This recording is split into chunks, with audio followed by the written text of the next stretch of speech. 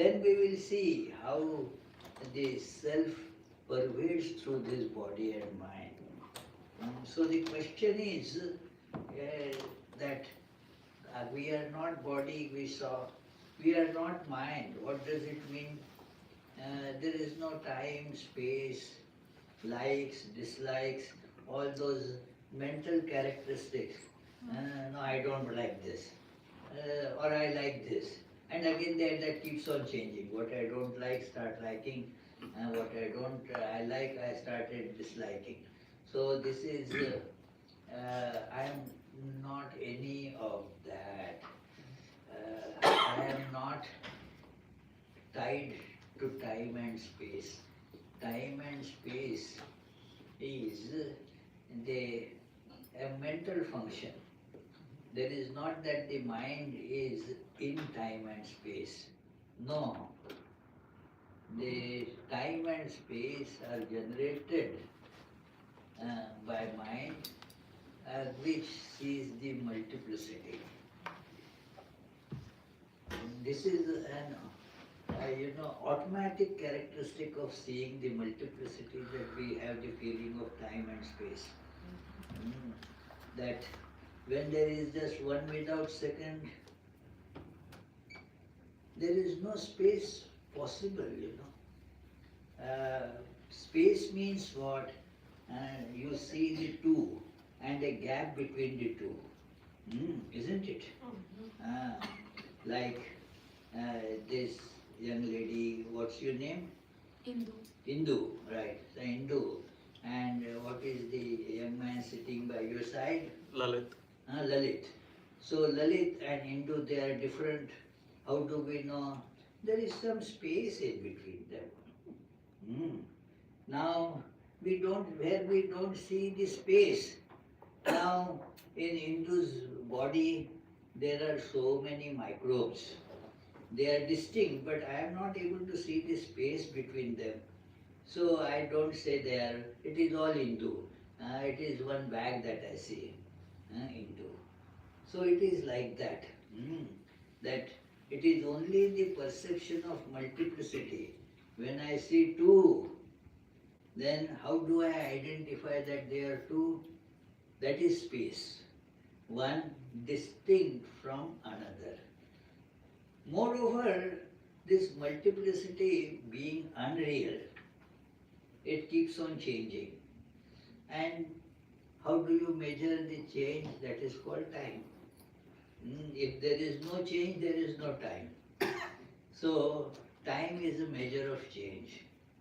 So, this time when I am not the mind means I don't have time and space either. It's a very, very deep leap that one has to take. I am not body. Means, what? I am immortal. I have no birth, no death. I have no gender, being not the body. The gender belongs to the body. Whether it is, say, like, I gave the example, Mercedes or Toyota, they are not the indicators of the person who owns the cars. They are the indicators only of the car. So similarly, the genders, male, female or whatever, we identify so much with it. No, I am a woman. That becomes so ingrained that, or I am a man.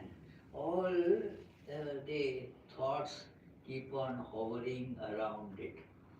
Even if you are, say, a woman, maybe a feminist, means what?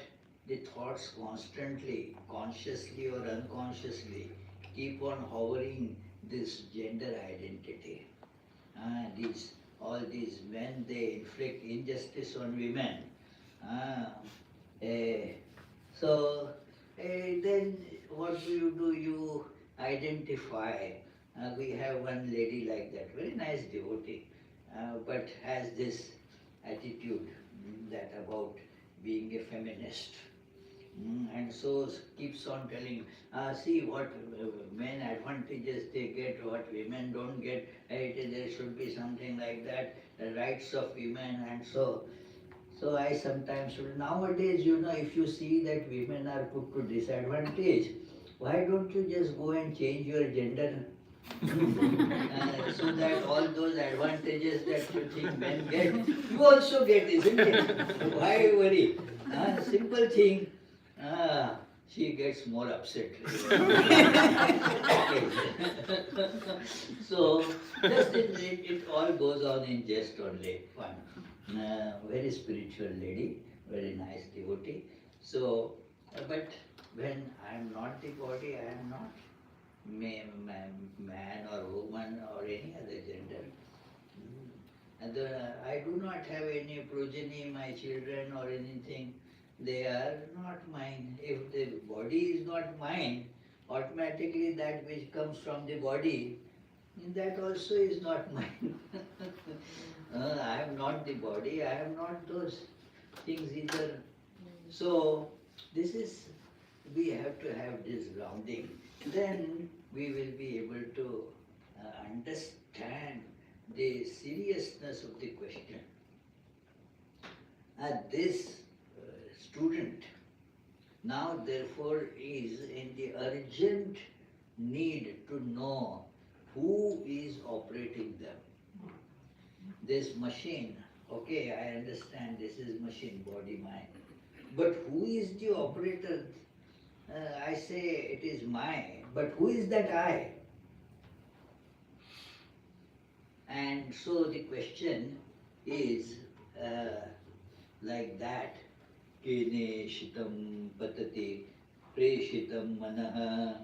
That it is the first verse.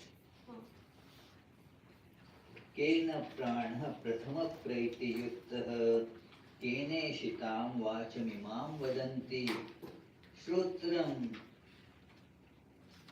chakshushrotram kau devo yunakti. Very strongly presented question. And because when you want something really, you don't want to, they mince the words, put it very clearly as possible.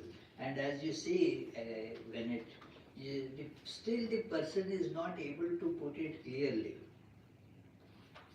Therefore, he is using some mixed words, because there is, let's read the translation. By whom desired and set forth does the mind flow towards its objects, at whose bidding again does the chief prana proceed to its functions, by whom wish do men utter the speech? What effulgent one indeed directs the eye or the ear? All these organs, they are functioning, there is the hardware and the software. Both are there. But what is not known, what is not seen, is by whom all that is governed. Who makes them? Like we see that it is Sonal who was driving the car. It is her car, so she was driving it. So Sonal was different from the car. She said also that she has some other car and this car, and then she likes this now, so she drives this only, the other car is just sitting in the garage. So it is. So she is the driver, user of the cars. And then wherever she wants to go, the car goes accordingly, Car goes accordingly. It is, car has not much independence. I was talking to a lady and she was a bit agitated. She said, my husband claims that he is the head of the house. My husband says he is the head of the house. I told him in no uncertain terms You may be the head, but I am the neck. So as the neck turns, the head has to turn. There's no choice, you see. So it is. What, you disagree with this? The neck, as it turns, the head has to turn. So it is. They, so as she wishes, so the car has to go there. The car doesn't, no, today I am not in a mood to go to Austin. Can we not go to Houston instead? No, the car doesn't have that choice. If she wants to go to the Austin, that's it, the car will have to go there. And no choice. So who is that fellow, that being who is using this mind, body, making them work like this? It is not seen who is that, but we have to know who is that. This is not an academic question, friends. It is a question that your life, as it were, depends on that. Who is that I who is making use of all this? When that urge comes, common people do not get this urge at all. And their urges are very mundane urges. That how can I get more money out of this? And the money-mindedness, is very pervasive. That it is because somehow or other, as Karl Marx has pointed out very beautifully, that money becomes an abstraction for all the things that we want to have. If you have money, then you can get them. It is the objects, about the objects, it's true that if you have enough money, then you can get them. It of course doesn't give you, as Sri Ramakrishna says, that it cannot buy joy. Money cannot buy joy. Money cannot buy peace.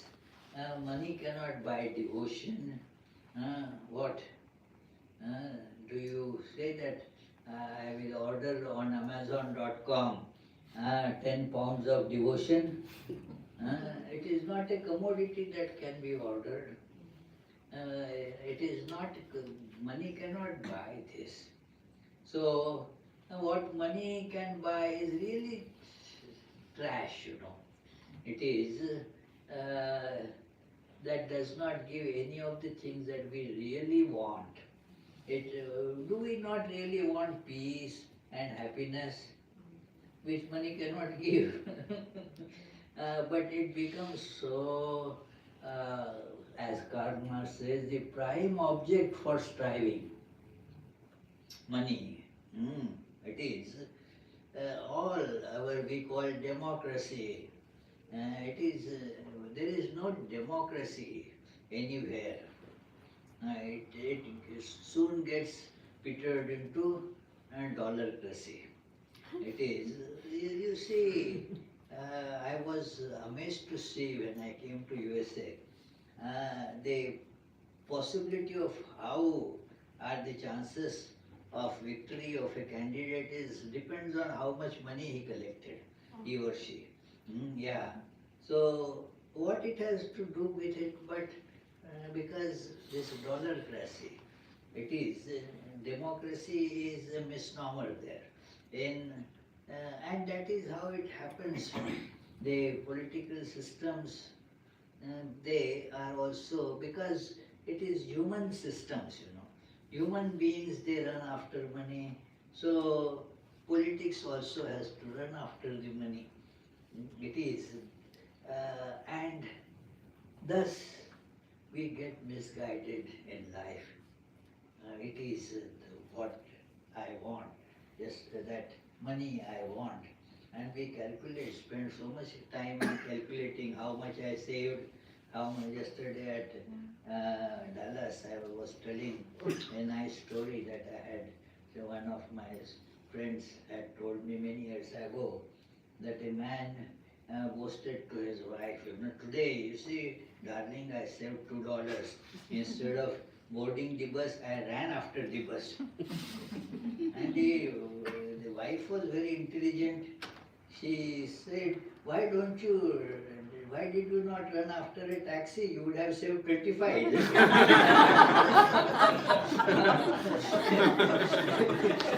So, this is how our money is simply like that. Mm. Yeah, that how much, what does it mean? Does it bring you what you actually desire in life? No.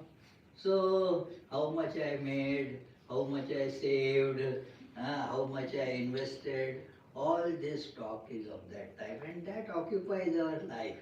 And therefore, we do not have this urgency. But who is this? Who is this? Who wants these things? Who wants happiness? Hmm? That who we do not uh, get a handle on that because we are not seeking it. Hmm. That beautiful statement in Beatitudes by Jesus, that seek and you shall find it. Seek. Seek as if your life depends on it. And then certainly you will see the truth.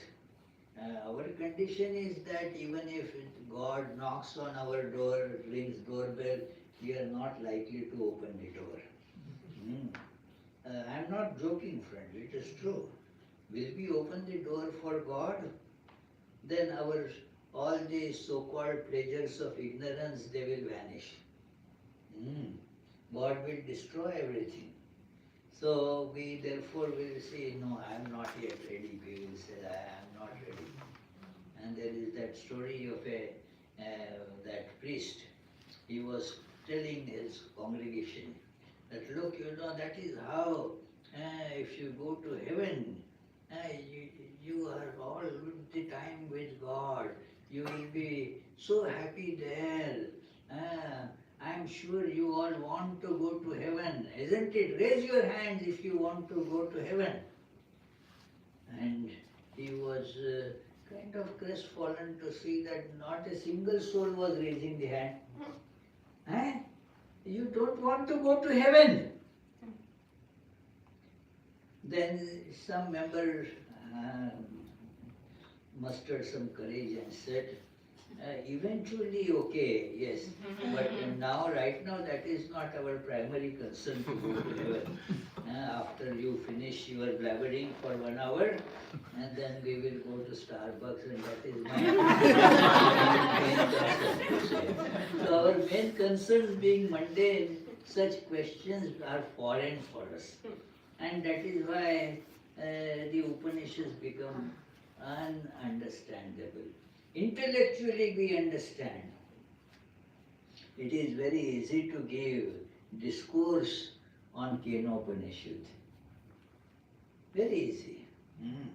Many university professors can give a very nice lecture on that. But to leave the Upanishads is difficult because we don't want it.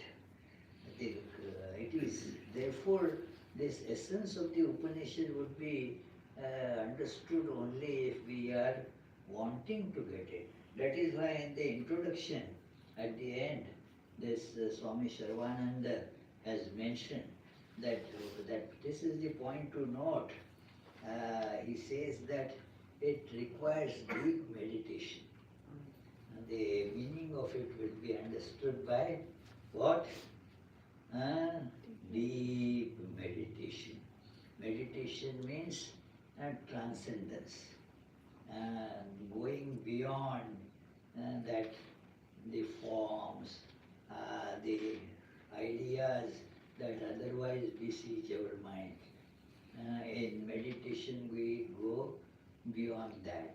So that is where we will be able to see the meaning of these verses, that it is by whom this machine is being run. So first of all, we, as I mentioned earlier, we have to have this clear idea that this is the machine that I use. It is, somebody was asking me, what is your opinion about artificial intelligence? I said, all intelligence is artificial. Intelligence is a product in the mind, so it is an artificial, in that what is again further intelligence is artificial. There is a further artificial intelligence, okay, you give it a name, that's all. Some long ago, I forgot the name of that that IT professional who invented this word, artificial intelligence. So, but that name is given for that particular thing, that you find out the techniques by which many things that human beings do, they can be automated. Somebody else will do. It comes to such an extent that whether you are human or a robot, it is who decides it, you know? Who decides whether you are a human or a robot? The robot decides that. Don't you see that captcha sign? That you have to say, you have to click that I am not a robot. I am not a robot. Who sees that? A robot sees that. A robot certifies you that you are a human being and not a robot. So this is that who is the conscious entity by whose consciousness things are run. In our philosophy, like Sankhya philosophy, which is that part is adopted in Vedanta also, that our body, mind, they are inert, they are matter. Body and mind both are what? Matter. So it is, therefore, they are not self-conscious. Like the bulbs that you see, they don't light on themselves. When the electricity enters them, then you see they become lights. Otherwise, they are just glass bulbs. So similarly, some conscious entity makes the body appear to be conscious. The mind appears to be conscious. Who is that? You want to know that because that is what you are. We do everything for ourselves. But unless we know who is that ourselves, what is the meaning of doing anything? It is, so this knowledge is very primary, and it is only when we raise our this awareness beyond the mundaneness, just pursuit of money, it defeats the purpose, pursuit of money. When you are chasing money, then what? The money becomes master. You becomes the slave. And what does it mean? Who uses whom then? We lose the capability of using money. Money keeps on using us. So to have the capability of using money, we should be the masters. The money then will run after us. When we run after the money, we never get enough money. Because the money grows, it wants more and more. It becomes the master, we become slave. Keep on working. Oh, maybe it is enough for me and my family now. But I want to keep something for my children, So keep on working hard so that I will keep good money for them. And then my grandchildren also, I should keep something for them. Even if you keep for 7 generations, so after keeping for 7 generations also, your mind will be working. Oh, then in the 8th generation always have to starve. So let me keep on working. So we become slaves. So this awareness has to be the prerequisite to understand this meaning, that who am I, by whom this machine, body and mind are controlled and run. It is, and it is very difficult to find right words for that. Therefore, although this doesn't get reflected in translation, because translations, after all, mm, to make them easy to grasp, you have to miss some nuances. This is patati and preshitam, keneshitam, ishitam and preshitam. They are both meaning the same thing. That that pra is a prefix that is put there, so it becomes preshita. It is because there is a definite proper word is difficult to find. That is what American lingo is. I was so surprised when I first came from India about 25 years ago. Everybody speaks. So many times you that use the word. It's like this. Oh, it is. Do you understand? You know me. You know what I mean? Oh well, if what I mean, why don't you say what you mean? It is. Like so many times I was hearing this. It is what I mean. But why you say something that you don't mean? It is. This is a problem with our language. In United States, it is more than the British English. British English is more definitive. In American language, there is all mixed up, so you are never sure what you want to say.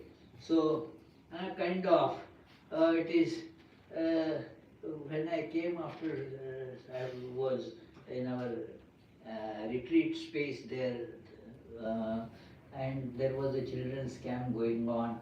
So a little girl was, sitting down and watching some worm. And I said, "Hey dear, what are you looking at?" She said, "It's kind of dead." Why don't you say dead? Kind of dead. What is the meaning of it? But that is how our language has become, kind of. It is kind of, sort of, like, what I mean, all jumbled up. So you don't really know what exactly it is to be said about this particular question, because it is very difficult, well, nay, impossible actually, to say who it is, because the word who is used for some particular person. Now that particular person is not being seen, and therefore what word is to be used? So use ishitam, preshitam, which mean the same thing.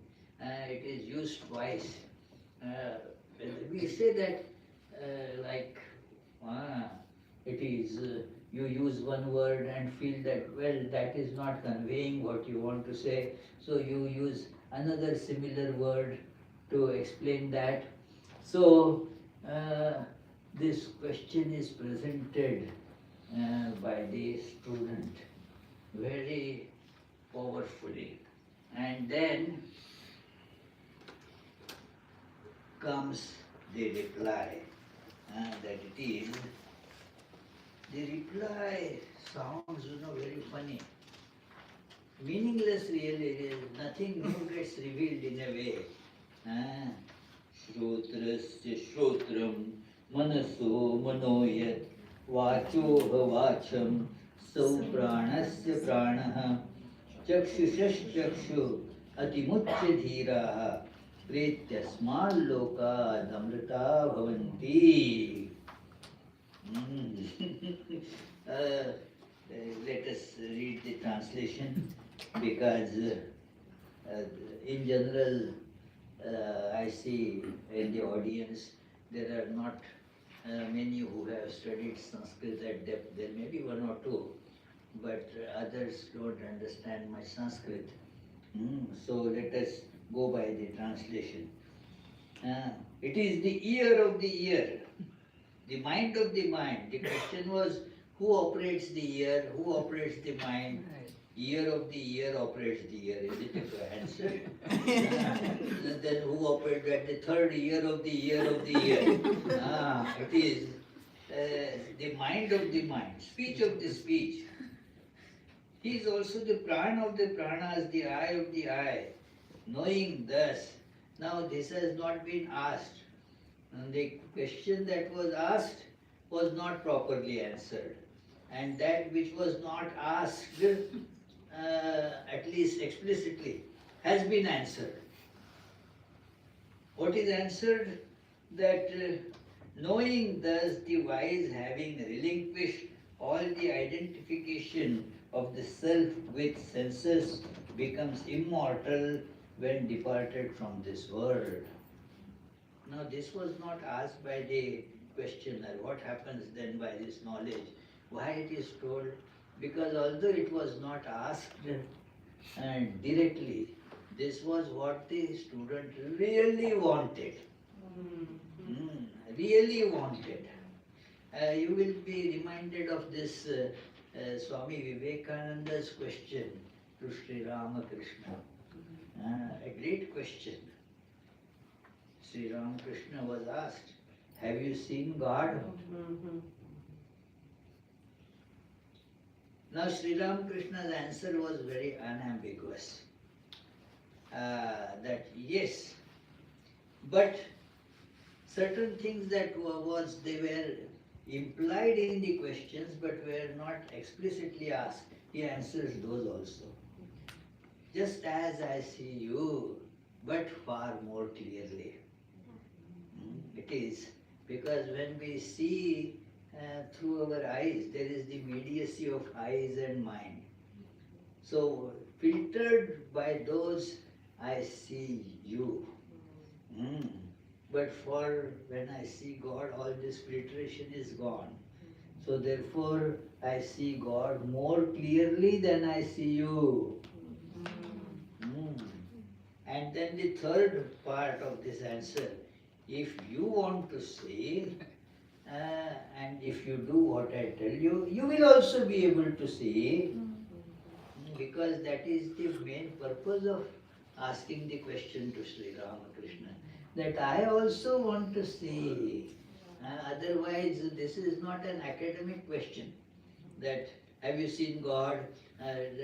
Report to be given to the newspaper, here is a person who has seen God. So not like that, but I also want to see God, and therefore this answer was given like that. This teacher also says, see, is the purpose behind asking this question, and though unasked, understands and answers this. See the capability of the teacher, that understand what is behind the apparent question, and then takes that into consideration. One of my teachers, Swamis, used to say, the answer is never to be given to the question, but to the questioner. The questioner is represented through the words of the question. And a teacher sees that questioner asking for something. That it is like somebody wants to drink water. Then do you have water? Now the answer would be yes or no. But no, that the person says, yes, here is water for you. Because asking the question meant that I am thirsty and I want water. that in the flight I asked that I would like anything to drink. Do you have water? Then yes, and that attendant should have just moved forward. No? That yes, here is water for you. So the quest of the student is understood, and accordingly the answer is given. Not only the words are answered, but the questioner. One has to get this appreciation. One has to become the questioner like that, that this is my urge. Then the answer will also be appreciated by us. If it is somebody else's question, that somebody will get it. I won't get it. It is. So we have to bring ourselves, at least, for this time, bring ourselves to the level of the questioner. That yes, I understand. I am not the body or the mind, and therefore I am really eager to know who directs all these functions of the body and mind. Who is that? And the answer given by the teacher is really making no sense apparently. It is who makes the ear hear? It is the ear of the ear. No answer really. Meaningless words. So, and then what was not asked, that has been told. What has been asked was not properly told. What is this kind of teacher? No, the teacher is right. Is not making any mistake. It is very correct that because Shankaracharya in the commentary says why it is to be said ear of the ear, nose of the nose, eye of the eye, mind of the mind, because there is no separate individual that can be seen. Who is driving the car? You see a person. Of course, these days there are driverless cars. You don't see a driver. Only the car is seen.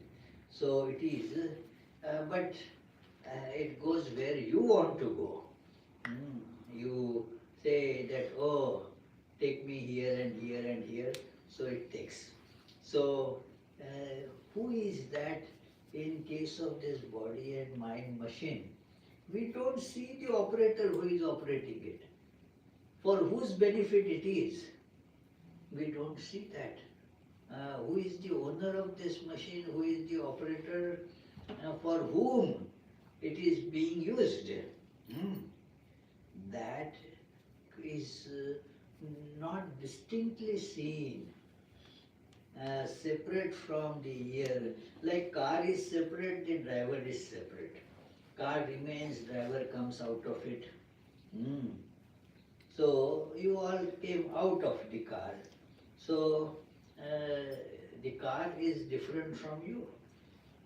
But here, the one who is making the ears work, the eyes work, the mind work, that fellow is not separately seen. And therefore there is no other way to answer this question. There is no separate entity that can be seen, because it is imbued in the ear, imbued in the eye, imbued in the mind. It is involved in all of these and working through. So that consciousness is transcendent to the instruments, but is also immanent in them. And therefore when you see this, what happens? Then it is the person becomes immortal, because the mortality is for the machine, not for the consciousness. That Sonak was asking me the question, what about the life of the one who is the operator? What happens to that? Is that also mortal? No, the question of mortality doesn't arise in that because it is beyond time. That which is beyond time, there is no meaning of this word doesn't have meaning that it is mortal or immortal. The question becomes meaningless. It is like Sri Ramakrishna was telling that there is the stable. Somebody was telling that in my stable there are 10 cows. Now the cows are not put in a stable. Cowshed is different from stable. Stable is for putting the horses. So by saying that my stable has 10 cows, means there is no stable, there are no cows, no horses, nothing. So that is how this would mean the question doesn't become applicable at all. Not applicable at all. It is like those forms you have to fill. Sometimes it is said that you have to fill everything. It is, and if it is not applicable, no, still you have to fill it. So, like you are, that question gets asked, are you pregnant?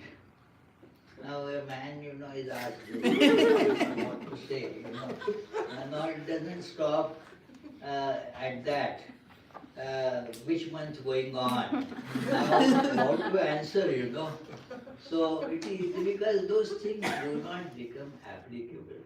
So the question of mortality doesn't become applicable to the consciousness.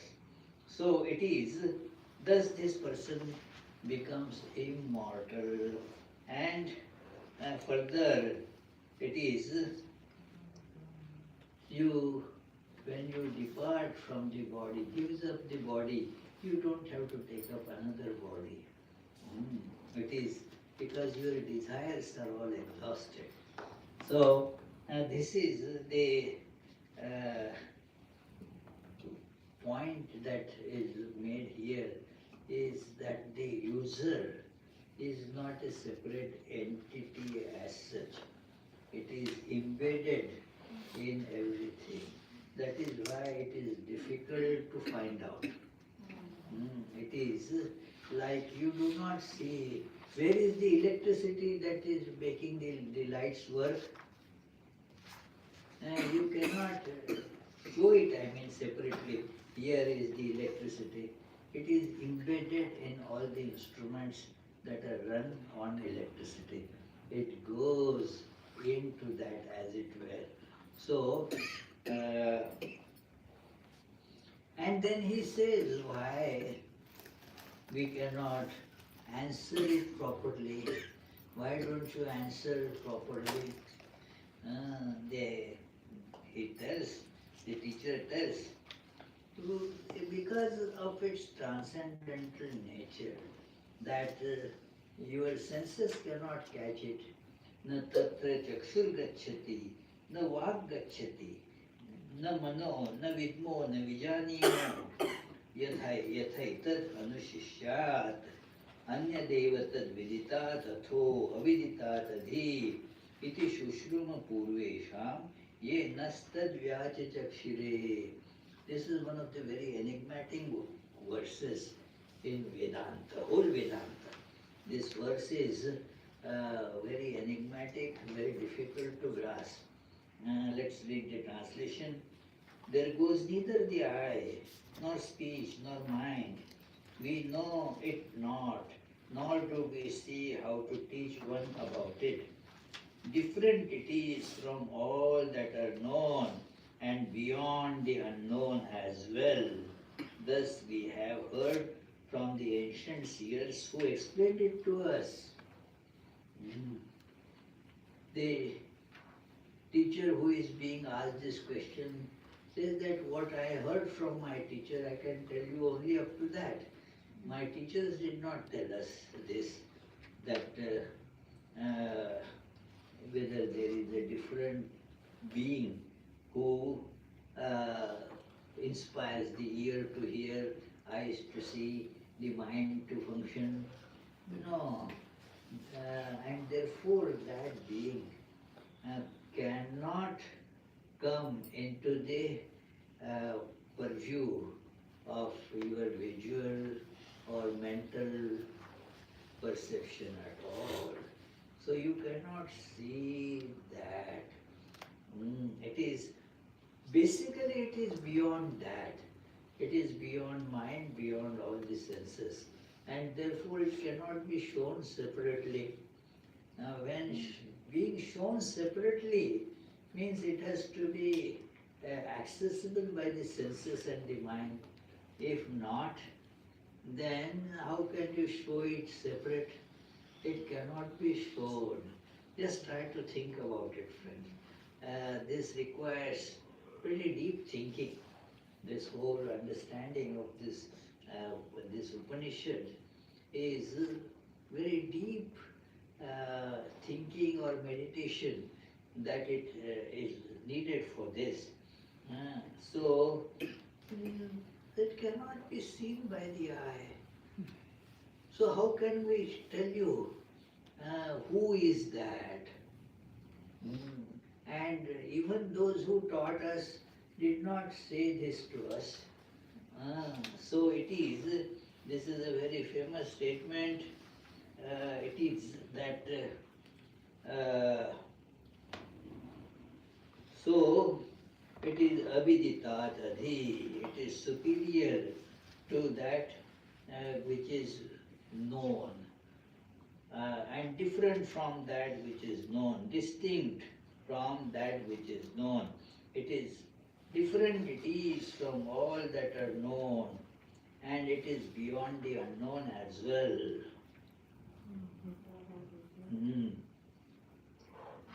It is not anything that is known. What it implies is that if you know, then it is not what you are asking for, because its nature is not to be known. All that is known is not that. And then is it unknown? No, it is different from unknown also. What a terrible situation that it lands us in, we work like this, this is the limitation of our brain.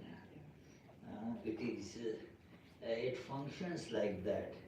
It is in mathematical logic we were taught, that it is either yes or no.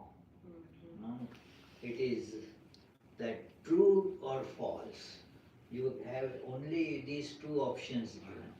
That is how our brain, and therefore our brain, the computers are mapped on how our brain functions, so the computers are made accordingly. So that it also is functioning exactly like that. It has the gates, like the brain has the gates, that true, false, and the series of such gates. So the computers also have that gates. And they are just, in brain also they are electronic or chemically controlled. In the electronics, the gates, they make it gates. So gate means either the current passes or current doesn't pass. When current passes, it is yes. Current doesn't pass, it is no. And then whole computer, that's why it is called binary function. The two make a million gates, and thus you come to that conclusion that can be arrived through brain. Its function is limited to that, and therefore although we get the questions, we will never be able to answer it intellectually. I like that very beautiful idea, and I gave a few lectures on that in Harry Potter story. Do you know Harry Potter story? How many have read it? Oh, so there are a few who have not read it. So there is, the Harry Potter was told to catch the train to that wizard world. The same station, you go to the same station where the other trains go, but this train will stop at platform 9 and 3 quarters. Mm. It points out to the lacuna of our rational thinking. In our rational thinking, it is 8 or 9. Mm. That fractions are not there in our rational numbers. In our means what our natural brain functions, there are no fractions. They are artificially generated. So it is. So the fellow asks that, hey, where is the platform? This 9 and 3 quarters, and that employee there, that officer says, don't take my time, I am very busy. Nonsense, what are you talking? There is platform 9, there is platform 10, there is no 9 and 3 quarters. That exactly is problem of our brain, friends. And therefore, I had this discussion, I don't know whether I should go into those technicalities, forgive me. But I am sure many of you do understand those things. So I am going into that I asked, one very well-known mathematician. He is considered one of the top 10 mathematicians.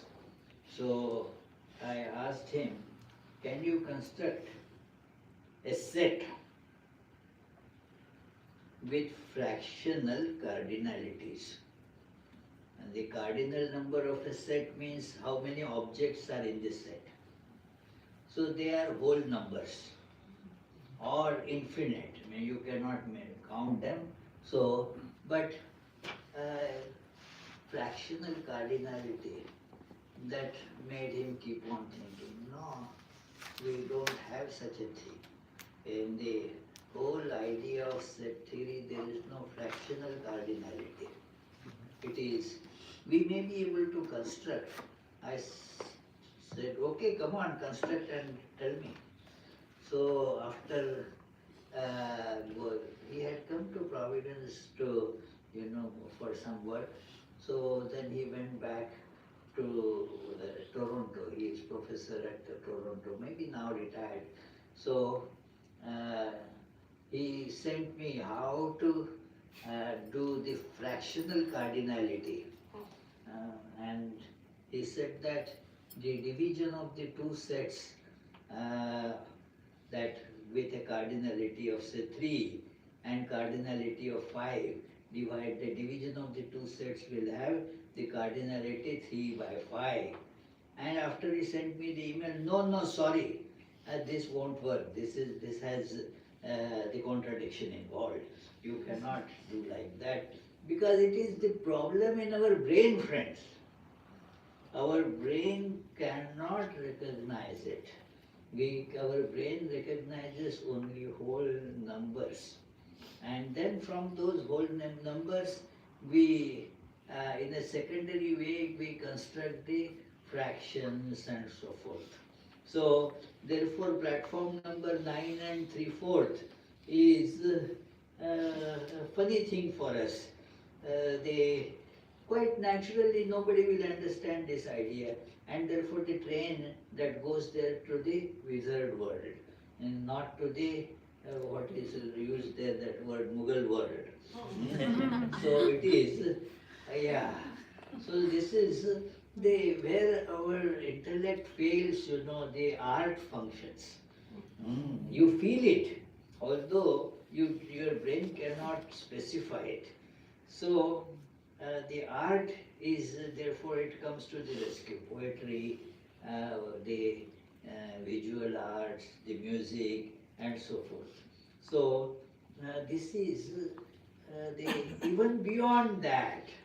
So it cannot be pointed out at all who is making these functions happen. because they are not at all separate from those instruments. It is embedded in that and yet not seen. So it is, now you see the light fixture and electricity you see separately. That you go and buy to the these light fixture shop, go to say Home Depot or whatever and buy the light bulbs. You don't buy electricity there. So, and then you plug it to get the electricity. So you get the light fixtures. But till the electricity is put into it, they are not lights. They are just glass things. They are not lights at all. So till this consciousness gets embedded into those, these instruments don't function. But who is that? What is that? We cannot specify. Only specification is therefore this negative, that it is different from that which is known.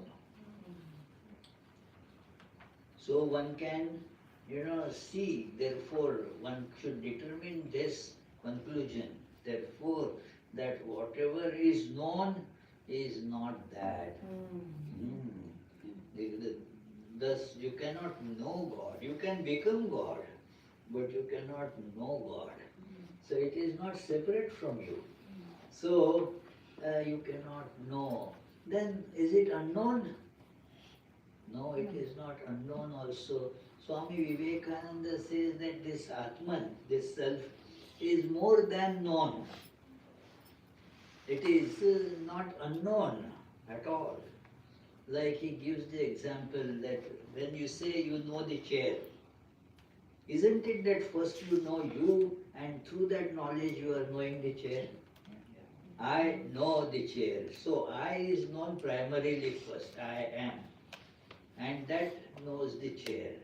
So you know I, but not clearly, that's all. It is. So it is more than unknown. Now you do not know anything without knowing the self. So the knowledge of the self is primary, has to be there. And through that you know other things. So therefore it is not unknown. It is more than known. It is not known therefore.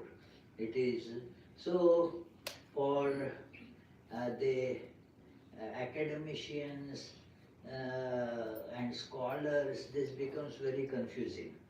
No, it is Upanishads, there is no proper consistency in them. They say neither known nor not known. What is this?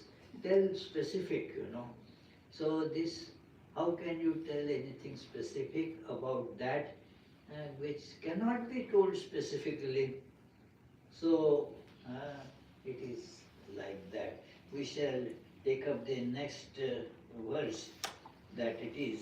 And then our teachers who taught us, they also didn't tell anything about it. So how can I know? The idea is that humility. All that we get is from our Guru, from our teacher. So I can tell you only up to that, nothing beyond that. The teachers that taught me, not that they were stupids, but they saw that this is the nature of the truth, and so cannot be further elucidated.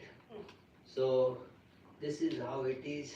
So we will stop this class right here, except if you have some questions, we can extend it by a few minutes in case you have questions. Not that you have to dig out the questions, but if you have some question, please feel free to ask. If you have a question, I'll pass the mic so that everybody can hear.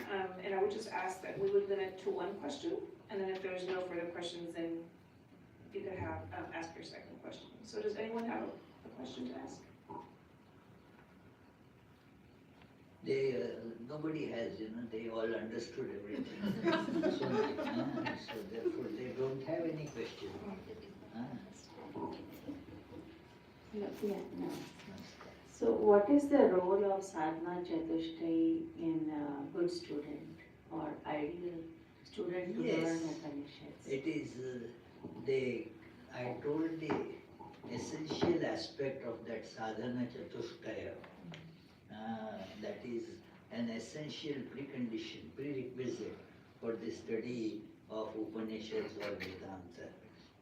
That you must acquire these things. What is it? The discernment, the spirit of discernment that has to be developed, practiced. And we do not have that to see what is permanent and what is impermanent. We confuse between them. What is permanent and what is impermanent. What is real, what is unreal. What is worth striving for, what is not worth striving for. All this is that discernment is the first of those four. Chatushtai means four things. What is the second? That which you determine that it is impermanent and it is not worth striving for, it is painful and not conducive to my happiness. And once you determine that, it should be given up. That is called Vairagya. Now Vairagya, people are scared of this word. No, Vairagya, no. It is for monks and we are household beings. But Vairagya is very simple thing. Do you not discard the garbage from your home? Do you keep it? Do you say we are householders, we have to keep the garbage? There was one lady went to file a divorce case, went to the lawyer. The lawyer said, yeah, I will be happy to help you. What is the ground for divorce? There should be some ground, isn't it? So, what is the ground? So she said, my husband brings work at home. The lawyer said, that cannot be the sufficient ground for seeking a divorce. So many people, they cannot complete their work at the workplace, so they bring it at home. What is there? No, but listen, my husband is a garbage picker. Now that is brought at home, then of course, that makes it different. So it is. So we don't want garbage at our home. We renounce it. Now, all that is told here, what is to be given up, is garbage. That which stinks, makes our life miserable. But we still hug it. That is to be given up. This is simple for anybody who wants happiness. It is, do householders not want happiness? Yes or no? Yes. No? What? Who said no? If you want happiness, would you like to keep on accumulating this stinking, rotting garbage near you? No. All these things that we collect, it is garbage. It brings us only suffering in life. So to discard that, yes, Vairagya, that this is the cause that is making me suffer. Like it is, if you hold a hot pan with hand, not having any handle, you will get a very nice sensation, isn't it? What? Now, what you should do to stop the burning? What should you be doing? Yes, put it down, it is, that is Vairagya. That which is torturing you. Now you put it down, why hold on to it, Nothing valuable is being told to be renounced. Only that which is a terrible something, a horrible, stinking garbage, that needs to be discarded. So that is Vairagya. Third thing is that the Shamadhi, Shat Sampatti, means you have to learn to mold your life, acquire certain these heavenly qualities. Means that we all respect those things but don't care to acquire them. That do not get angry, agitated. Do you like to be what Devalina? Angry, agitated. Does it happen sometimes? Yes. Yes. So it is.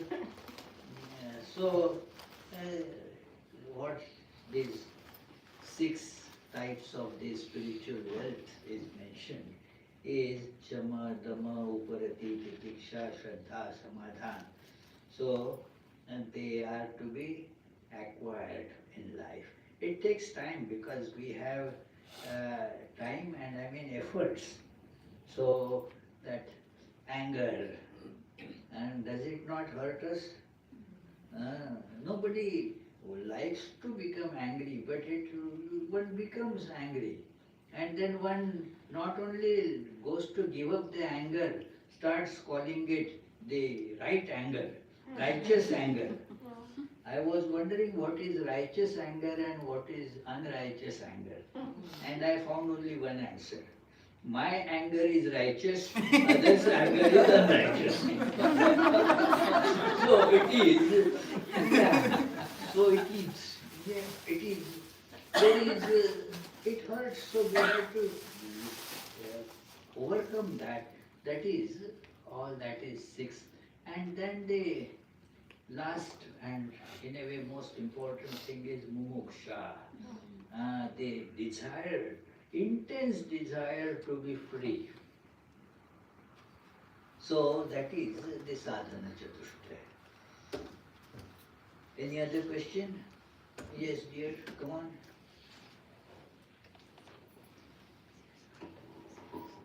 Thank you so much. If our true I or the I can't be known through any sense perceptions, can the true I know itself? Maybe not through sense perceptions, but other means? It cannot be called knowledge in the regular terms. It is, yes, with the different understanding of the word you can call it, yes, it knows. It knows itself. But that knowledge is of the level of experience. It is not that a subject knowing the object. That is, therefore, when this so-called scientists or they think that they are scientific, they said I tell that your science is not really science at all. In science you have to be objective. Science needs objectivity. But as long as it is, as the subject is there, how can you be objective? It will be your perception and determined by the limitations of your senses and mind. And therefore you can never become, in that sense, objective. So, here you do not know as an object, as a subject knowing the object. No, you become one with it. Yeah. It is like the salt doll goes to measure the depth of the waters in the ocean. So jumps in the ocean. What happens to that salt doll? Does it measure the depth of the ocean and comes out and tells, hey, this is 250 feet here? It's gone. So like that, one is that this I is gone, this separate entityship is gone. Yeah. Yes, please.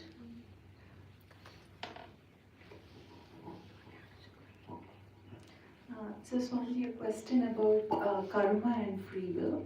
So we learned that it is Brahman who is inside us as the Inside doer. you. I mean, as a doer of all the works that we are doing. Is it so? Hmm. I don't know about it, you know. Okay. So the theory of karma says good, good, bad, bad. Yeah. So whatever we do, if we do good, then we reap the benefits.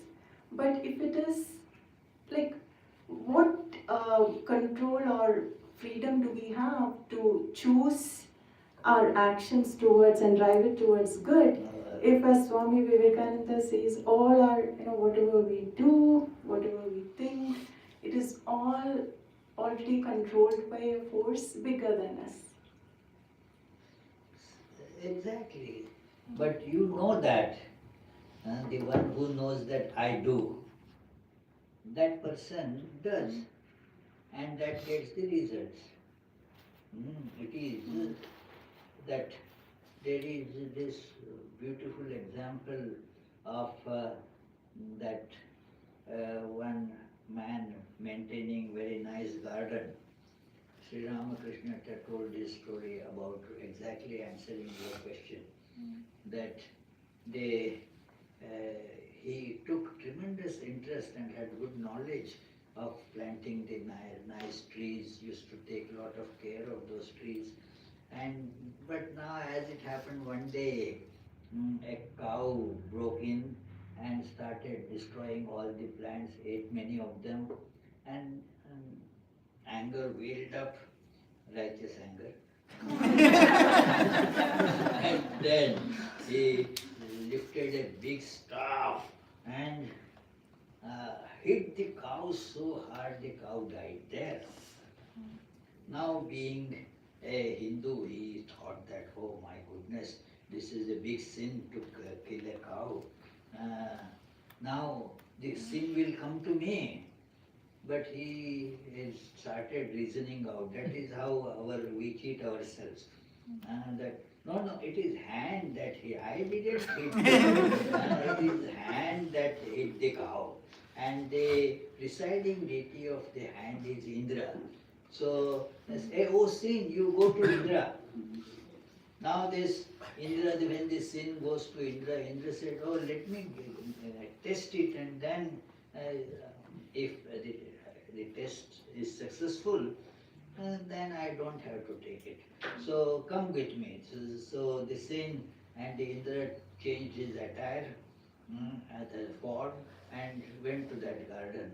And Indra started praising, oh, how nice this garden is, how beautifully, who did it? This nice plant, put it here, and that man, as soon as one listens to one's praise, one comes forward. No, I should not boast, but it is I who work here hard. I did it. I did it. This particular plant, I got it from Japan. It is, this is also, and I have to take special care of this. I do this, I do that. And while walking, where the dead cow was there, and the Indra, and who killed the cow there? Now all that he was saying, I did. Now he cannot say that I didn't kill the cow. So therefore, you know who does it. That person who feels that I am the doer, I did it, that will get the karma. Good for good, bad for bad. That when that gets eliminated, then there is no karma. So when the knowledge comes that we are not the doer, then the karma vanishes. Jnana agni sarva karmani bhasmasat kurute yatha, as Bhagavad Gita says, that then the fire of knowledge, all karma gets burned out. But till then there is karma. Who gets?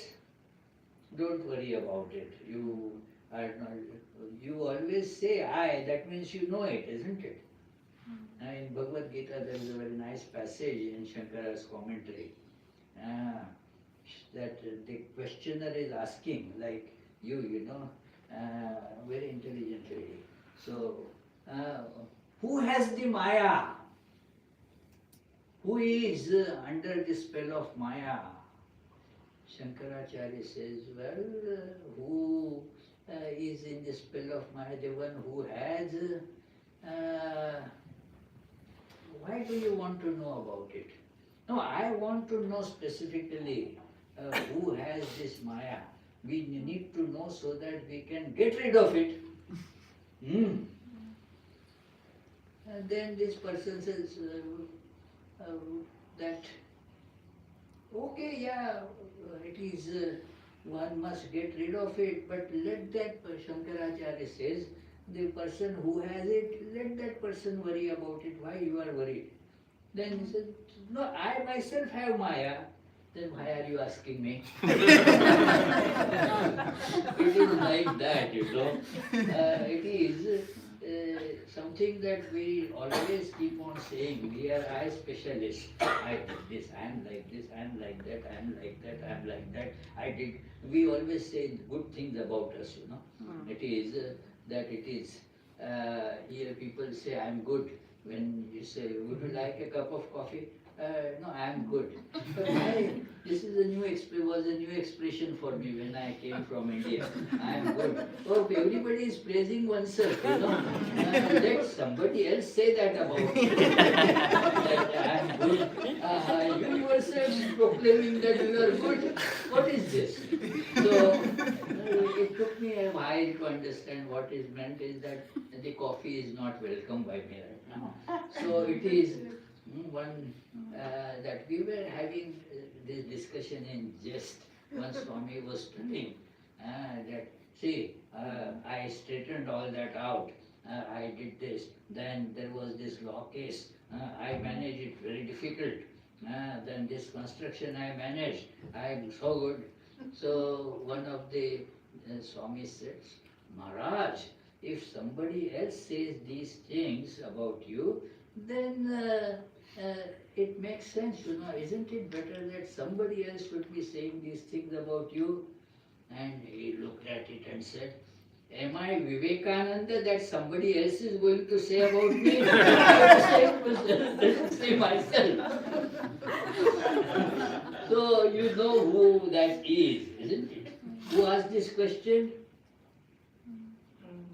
Who asked this? I. So you know that I. That gets the result of asking the question. So you know who gets the karma. And when it is annihilated, no karma, gone. So Maharaj, when we surrender the fruits of the action to God, what happens then, like the karma? Well, that is, that also becomes a karma. I am surrendering these fruits to you, and this action you are doing, I am doing. As long as that there is that doership, it is there. It is better, that's all, Okay then, Thank you. Oh, there is one more question. Should we entertain more questions? It is already getting 1 o'clock. What Chaya? Okay. Chaya says no. No, oh, you can Oh, take just one. one. Just one last Just one, last one. Because these people are hungry. Most of them are having the question, when are we going to get Swamiji, if we dive into our own body, if we dive into our own body, if we go into our own body, there are millions of organisms, they're fighting each other, some are specializing in some stuff, but they don't know that they belong to this body. They don't need to know, they don't No, know. I'm just trying to draw an analogy. If we come out of the body, then we're all individuals, we have our own lives. Is that analogy applicable that we are all belonging to a higher being? When we don't know you that. go beyond a body, then you come closer. When you go beyond mind, then you become that. All the distinctions vanish, The distinctions are made by our body and mind. Go beyond it, there are no distinctions. And you become that. Okay then, Thank you, Maharaj. Thank you so much for everyone who spent their Saturday morning with us here. We do have box prasad